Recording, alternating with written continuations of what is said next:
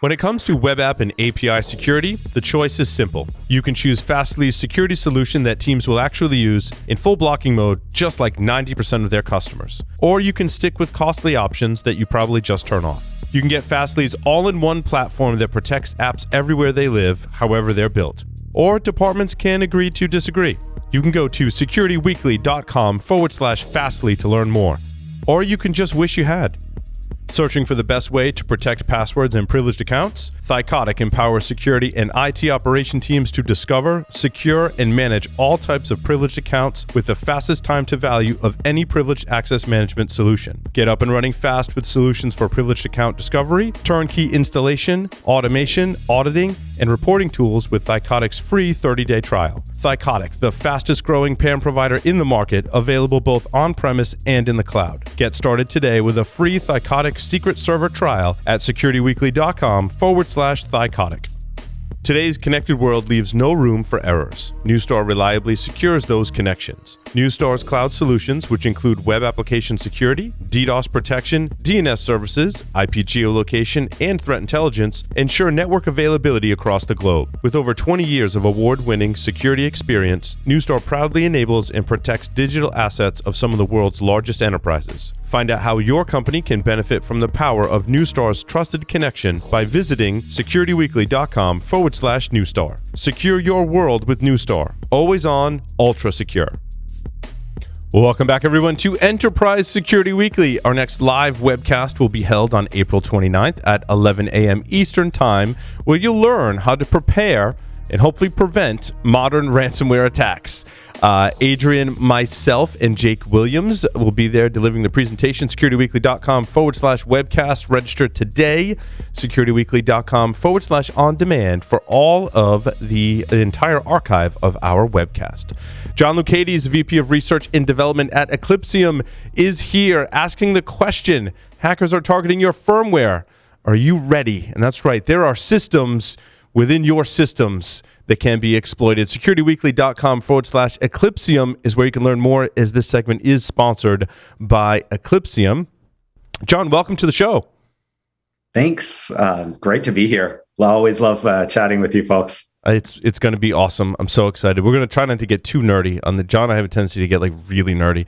So just a forewarning. But I mean, are there computers inside your computer? I don't know that I'd call it a computer. I think it's more like embedded systems within your system, right? Yeah. I mean, sometimes I do use the computers in your computer thing, right, just because it sounds fun. But it's like building blocks, right? When we all learn how to build stuff, we always start with some primitive and we start to put it together. It's not surprising then to look underneath, the facade and find a bunch of little things that everybody has put together, and somehow they've connected them in such a way that you can pretend that it's one thing, but it's not. It's like 20 things. Yeah, the user knows I get my laptop, I open my screen, and there's my operating system, not realizing that all the subsystems that support graphics and booting and all the network stacks, they're all really embedded computers within your computer, all of which most of which have firmware at some degree. And that's primarily what we're targeting. I mean, of course, IoT systems are also largely firmware based as well. But I think the attack surface for the enterprise is realizing that you've got more than just your operating system and applications to protect. And it's not down on the hardware level. It's somewhere in between, and that's why we call it firmware. Yeah.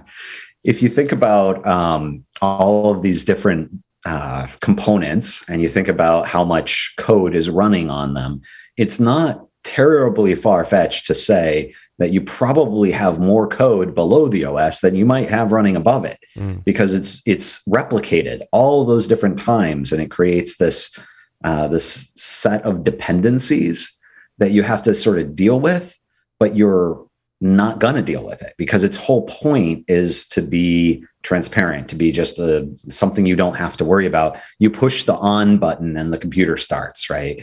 You configure your network and it just works, right? That just works experience is the thing that all of these components are trying to make happen. And that's why it's hard to deal with firmware. It's not actually different. It's just obscure and kind of something that is almost intentionally overlooked. Does that make sense? Yeah, and it's it's interesting. Microsoft, for your benefit, John, because I thought of you in Eclipse instantly when I read the article. They surveyed their customers, which is a really good representation of people that have technology out there in the world. What were the kind of the landscape for firmware attacks? Where did they think they were vulnerable? I think the number was 83% of businesses have experienced at least one firmware attack in the past 2 years. What were your thoughts, John, when you read that? That's definitely something that harkened back to some of the studies that we did in the beginning, just among probably a much smaller sample set than what Microsoft is able to pull off. But we kind of came up with almost the same numbers. We were in the high 70s, I think, and it comes to be connected with the fact that these things are obscure and that they're not often updated and that they're usually older than the device itself. And so these factors sort of play into this idea of why most people actually have this problem and will see some sort of manifestation of it during, the last few years. I think Microsoft found that it's kind of really validating to see that they found the same thing we did, but it's also kind of interesting that they also noticed the trend in vulnerabilities and attacks. And they've been talking about this not just because it's a theoretical problem and it's kind of a mess, but because adversaries have actually started moving to that space, and not just the nation state adversaries that can spend a lot of time and money on it, normal adversaries that are maybe ransomware or criminal actors, because it makes sense for them to pivot into firmware. It's actually going to be easier to pull off a firmware attack these days than it is to chain many, many exploits across different security technologies and different layers of the stack. I think this is something that's been sort of latent for a long time, and we're only now just starting to see it pick up. But I think we are starting to see it pick up. You can sort of think about what is firmware, right? Yeah. If you think about it's really just software, isn't it? But we think of it differently because it's in between the normal software we use and the hardware.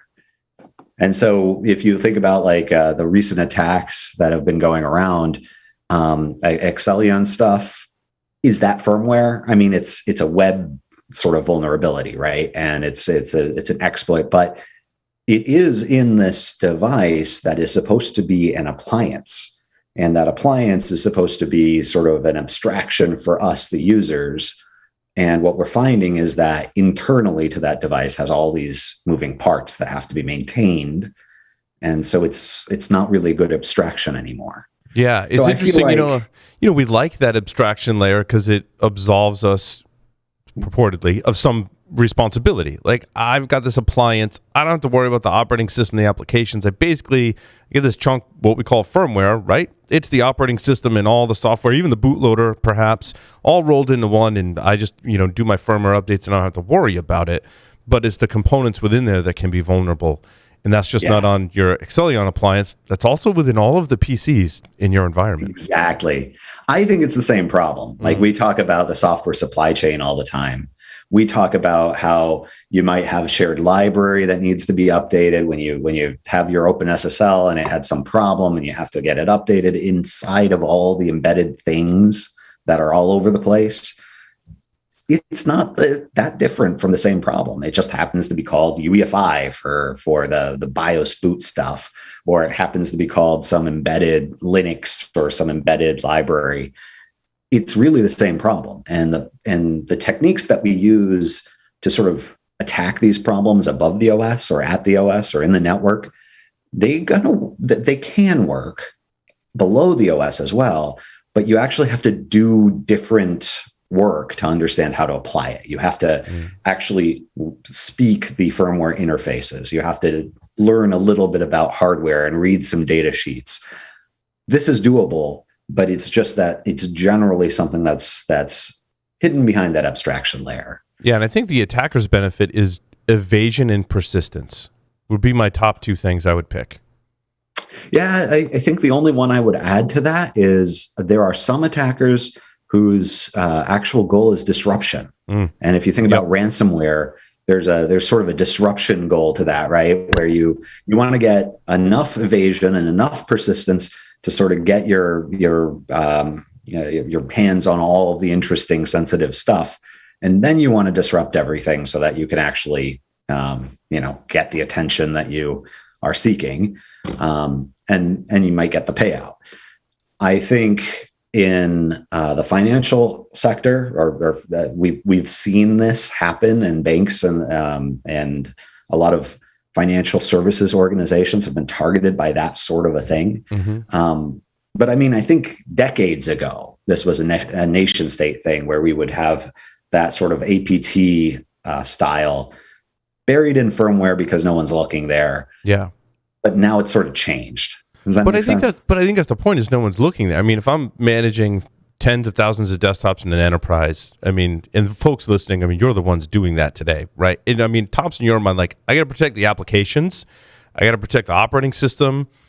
And a lot of people are like, yeah, I got to protect the driver, which might be that kind of final layer before I go, and I have to worry about firmware. I don't think, like, how many people are worried about firmware today? I mean, increasingly, but that's an attack surface that all those other things seem more important. And we have all the tools to discover them and apply do patch management. But in the firmware, that's where Eclipsium comes in, is giving me that capability. Yeah, that's what we set out to do. So let me talk a little bit about what the way that's supposed to fit together. You're not supposed to need to go unpack that abstraction layer. The whole point of having firmware is so that the computer does turn on when you push the button. It's supposed to be plug and play. That's why it exists. If you go back to before we really had the same kind of ideas of firmware and standardization, you did actually have to rewrite all of your stuff for each of the physical boards that you put it on. And it's kind of cool that we don't have to do that all the time now. So it has a purpose. It's not like that we shouldn't have done this. The problem is that we're not actually getting any visibility into it anymore. So it has this nice sort of transparent abstraction. But what you're missing is the ability to monitor it, the ability to gain visibility and make informed risk decisions. And so that's actually what Eclipsium is actually targeting. It's trying to change the opacity of this abstraction layer, where you can now understand that in my laptop, I have 20 components. Those 20 components have these properties. And you can sort of keep that as a database, almost like an asset tracking database, almost like an inventory management. And with the information we're collecting, we then put that into risk management by collapsing it all down into vulnerabilities and updates. And that gives you your usual risk management process that you're going to want to use. And now you don't have to just ignore all of that stuff you didn't see before, because you actually have visibility in it. And the last bit would be in the SOC, in the operations and incident response area. If there are signs of actual tampering, if there are actual urgent issues, like some system was taken outside of an authorized configuration, or I actually don't have the same system that I used to have, it's totally different now. These sort of big signals can be sort of events to the SOC and actually incident response events. But notice that the whole point is that you're not changing any of those processes. Those are processes an organization already does for the operating system, for the application.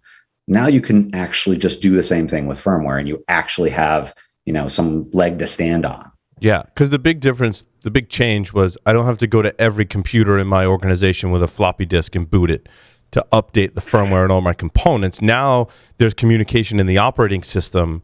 In a lot of cases, it's bidirectional communication with all of these different components.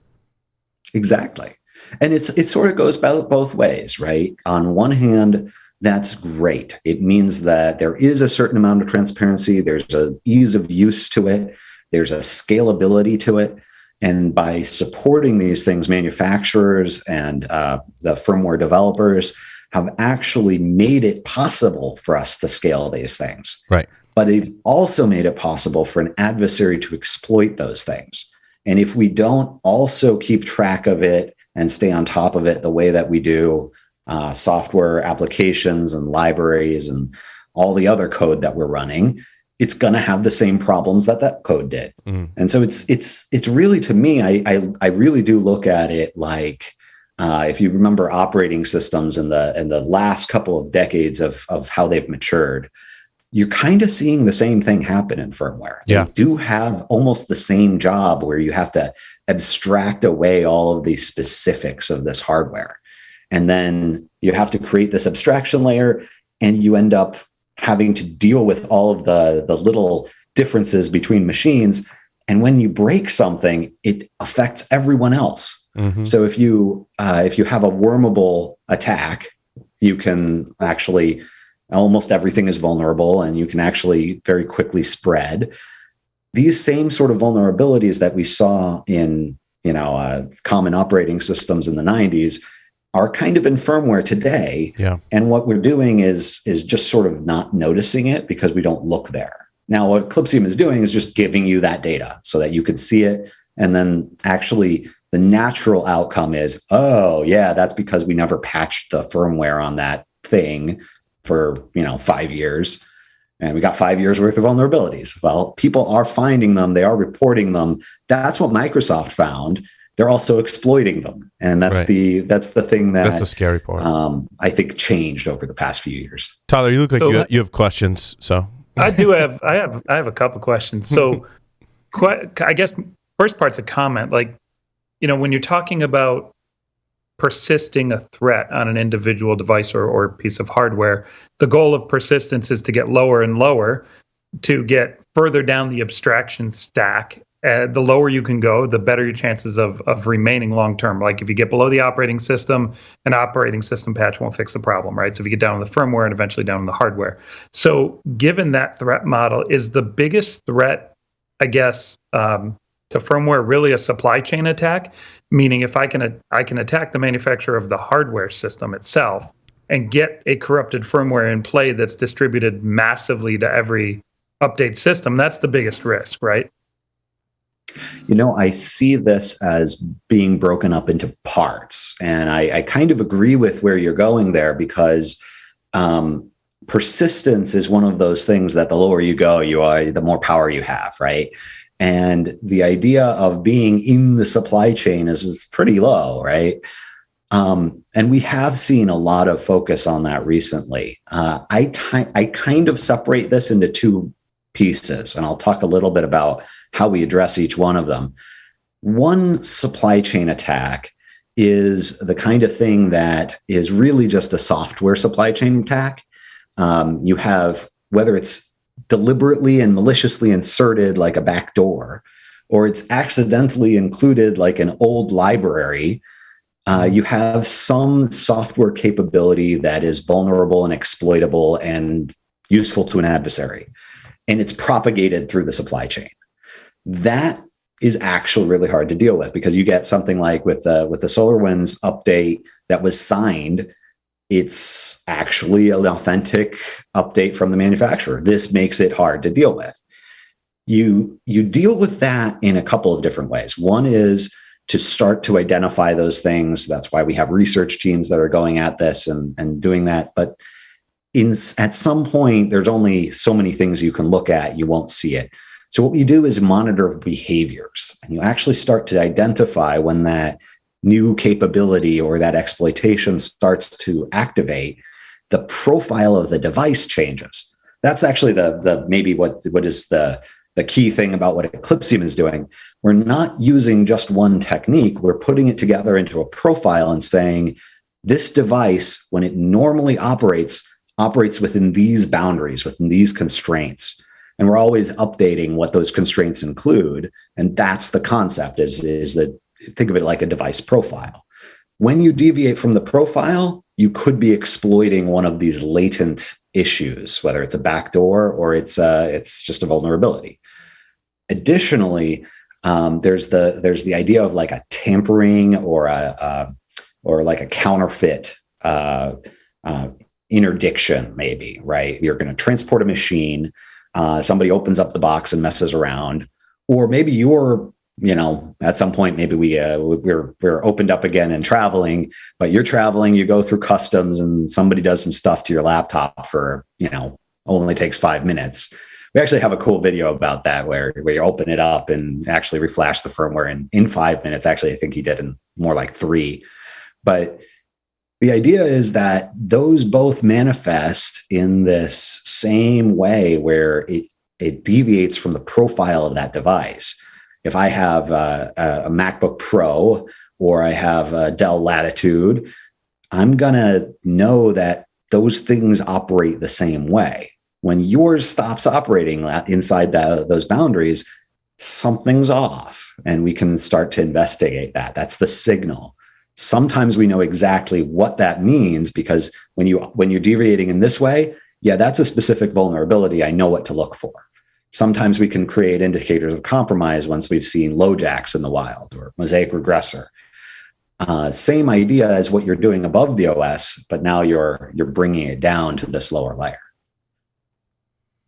And Tyler, I think I'd have to disagree on like the scariest scenario there. I think for me, the scariest threat scenario is like a Brickerbot or a Shamoon, Yep. where you actually damage the hardware to the point where it has to be replaced, or components of it have to be replaced. Where maybe the firmware is not a floppy recoverable. disk. I got to take my JTAG system and go to every machine and reflash a component.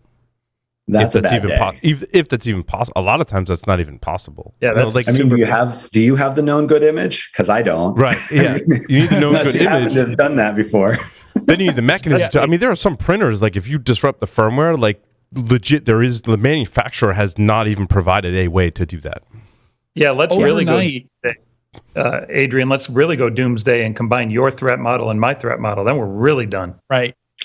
See, that's what the national security folks I talk to are worried about. Is actually what you're doing there is the combination is much worse than just one of these, right? Yeah, because it's just a great way to cover my tracks. And it's not theoretical either. I mean, we've seen it happen. We saw damage done in the Sony Pictures case. Saudi Aramco needed 30,000 new hard drives overnight and created a global shortage on hard drives. Right. An interesting trend in this that's maybe not good, but it is interesting, is the fact that TrickBot has now started deploying a module.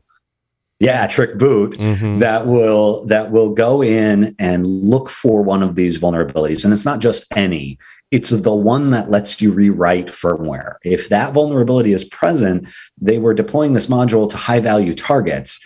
Now, you could do that for a persistence campaign, so that maybe you could imagine combining that with ransomware and then having a couple points where you come right back after the ransomware got wiped out, and you can do it again.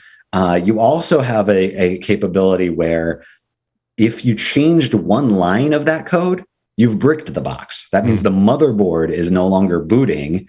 You could go with your programmer if you happen to have the known good image, but almost no one is going to be able to do that. So what really it means is you're probably buying a new motherboard, and that's going to be really bad if you think about how this worked with Saudi Aramco or other folks who really had like a hardware type of a problem. It's a big deal to go and replace these things, and you end up creating supply chain shortages and stuff like that. So it's a very plausible scenario, because we're not just talking about nation states doing it anymore. We're talking about criminal actors, and really the techniques aren't special anymore. One of the problems with standardizing is that anybody can do it. The good thing is that because anyone can do it, we can also defend it a little better. The problem, I think, is that we haven't done that. So that's what we're trying to do. Will we? That's the rub. That's will the rub. We, and when will we?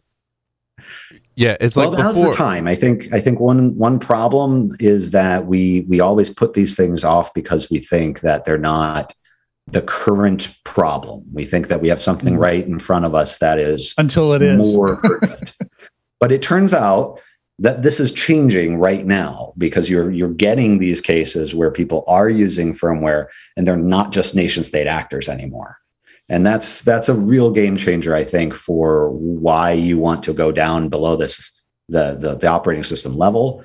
And I would take the Microsoft study as part of the reason that I can say that, right? It's one thing for me as a security researcher who did this for a while. Yeah, of course I think that, but Microsoft thinks that now. So that's kind of an interesting point. Trick boot's right? almost like a warning shot over the bow, isn't it? You know, because we know that they're looking for it, but they haven't acted upon it, right? Actually, that's a good point. They are actually doing a lot of work, and so are the manufacturers.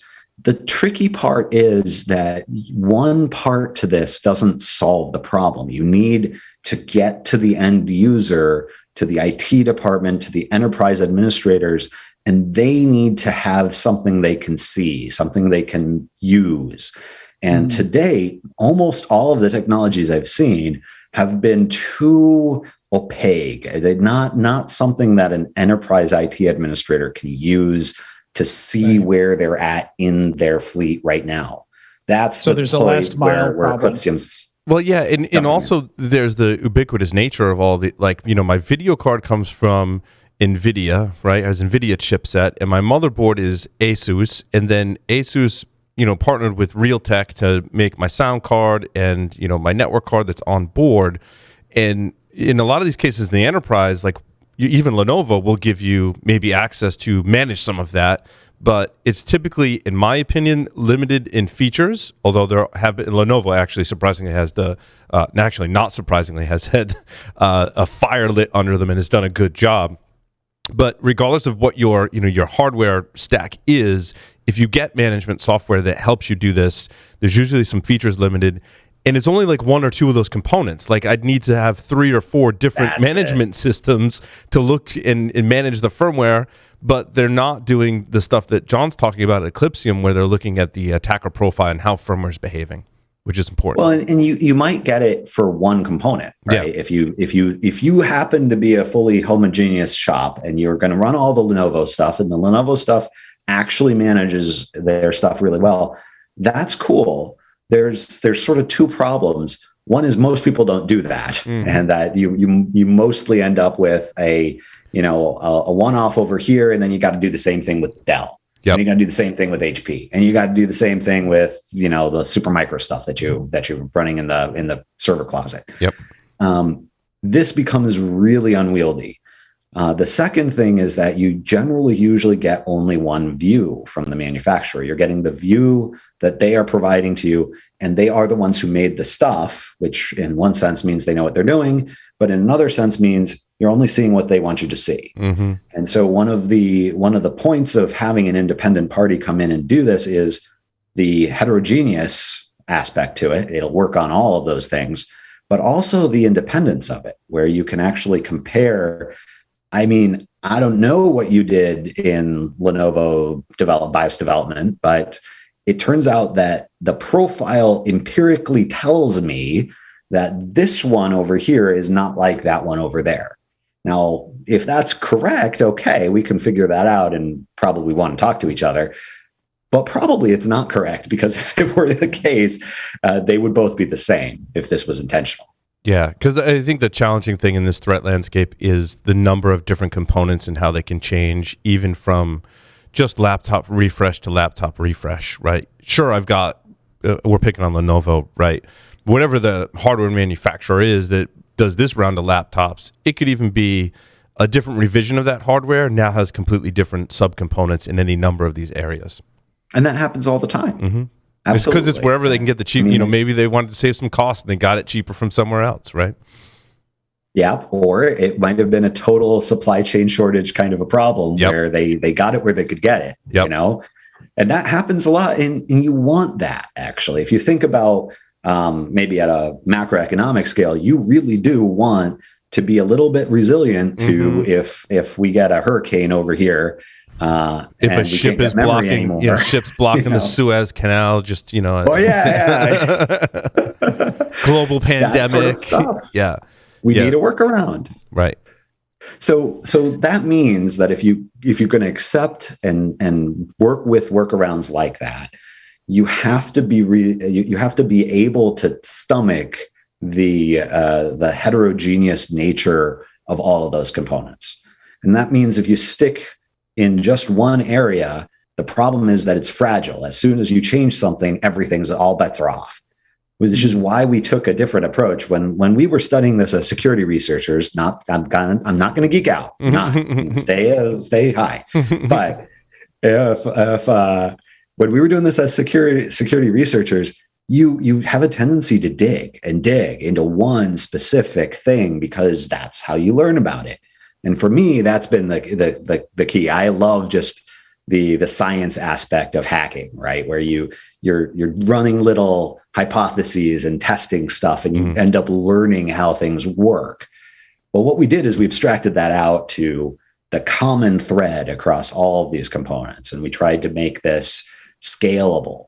And that's what makes it so that you don't need to hire 40 security researchers just to go dig into each firmware component on your fleet of systems.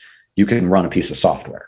And that's the idea. The software provides visibility, I think, John, is what you and I talked about, right? Is that the kind of the solution you went with at first was that visibility. Actually, what Ryan was talking about, right? First was that visibility, and then second was how do we allow or give the control enough that you can fix some of those problems or head off some of those problems.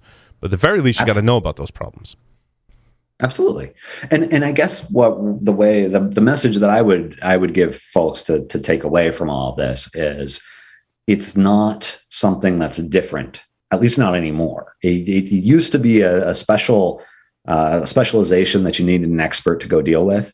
You don't need that anymore. You can actually make it part of the existing risk management process, the existing security operations process, the existing procurement and supply chain process. And you do that by taking this software that sort of automates the parts that we would have gone and extracted manually if we had done it. And then you pull it into this analytics server and it will spit out results. Those results are the same sort of thing that you're seeing when you run a vulnerability scanner, same sort of thing that you're seeing when you run a device or asset enumeration tool.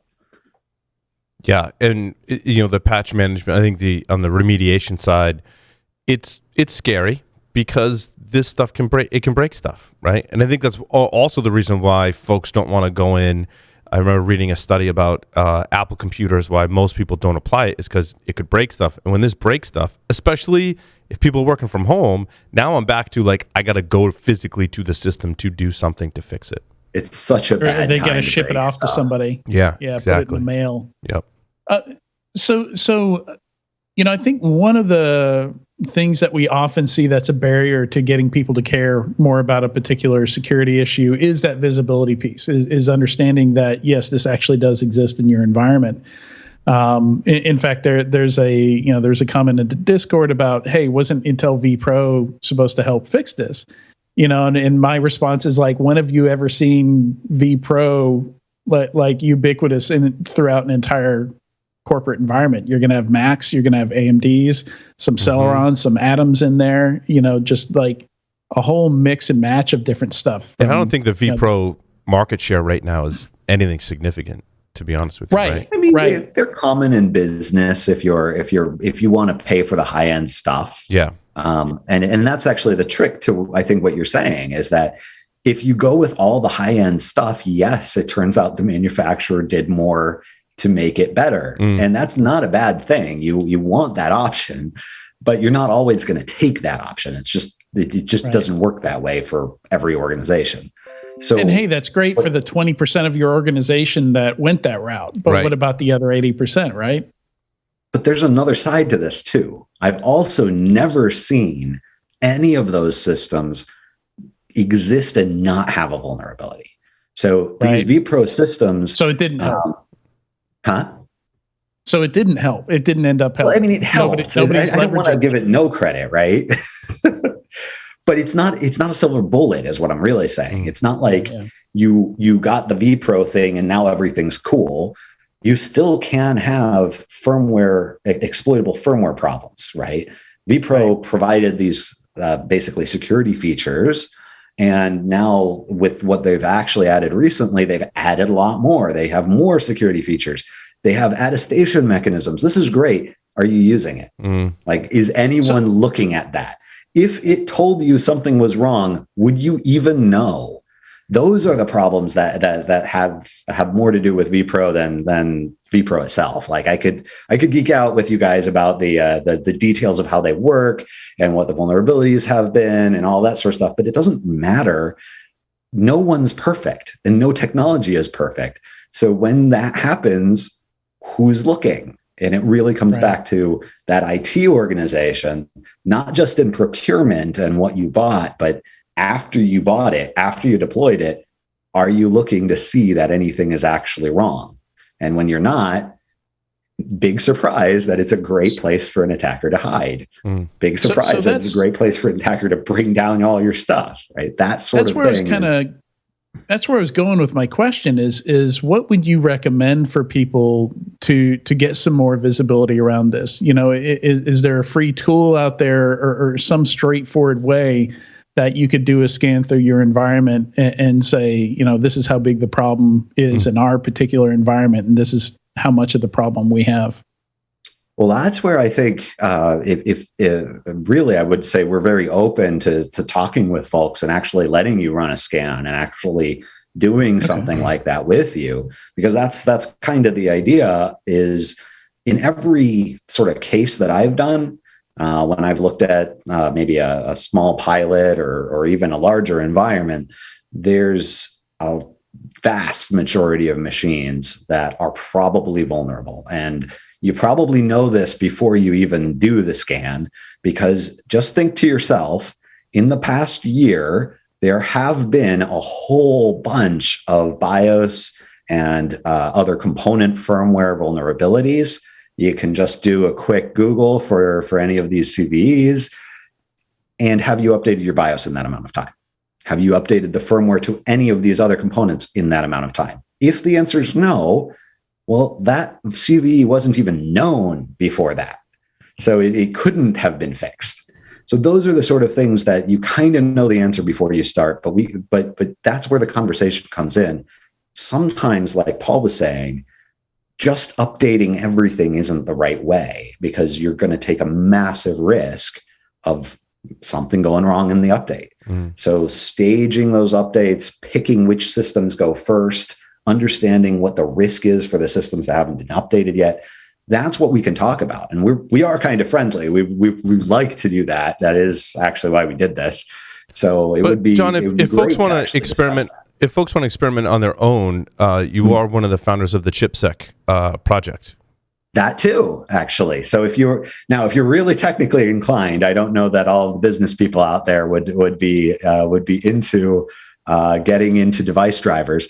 But if you are that sort of person, the ChipSec project is a great place to see what's really going on, because what we did first was create an abstraction layer so that it was understandable without going back to the datasheet every single time, which is a big step, I think. It's a big pain to go figure out what register address you need to go get for the same thing that you did a year ago. ChipSec solves some of that, and it actually encodes some of the problems and the checks for those problems, which is actually kind of cool, in my opinion. And that's open source. I mean, if you just Google for ChipSec, you can get that. And if you're technically inclined, you can go run it on your systems. And totally. It's good. And we can also help you out with that too. Like if you're going and poking around with that, and you got more questions about how that could scale or how that could run in production, because that's the thing. ChipSec was meant for a lab. Yeah. If you have those sort of questions, that's the sort of thing we're more than happy to talk about. Awesome. John, always nice chatting with you. Love it when you come on the show. Yeah. Hopefully you've got some other ones where you can get even more nerdy. So ChipSec is free. If you Google for that, you can find it. It's a great project. For folks that want to learn more about Eclipsium, you can visit securityweekly.com/Eclipsium. John, thanks again. Thank you. Coming up next, I'm going to wrap up the show with the enterprise security news. Stick around.